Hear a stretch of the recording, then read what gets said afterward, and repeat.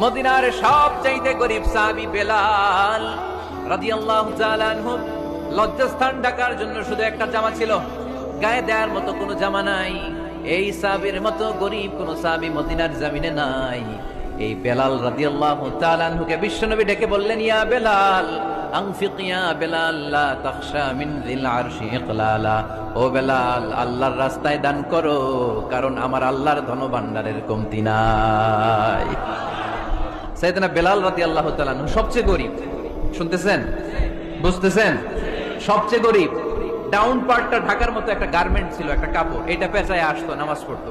গায়ে রাখার মতো কোনো জামা নাই, আর খাবার দাবার টাকা পয়সা বলতে নাই।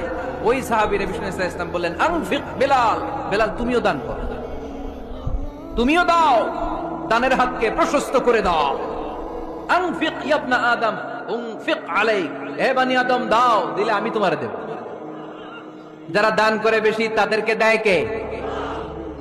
দিলেই আসবে, না দিলে আসে না। আপনি দেন, দেখবেন আসতে শুরু করছে। এটাই সিস্টেম, দিলে কমে না, না দিলে কমে।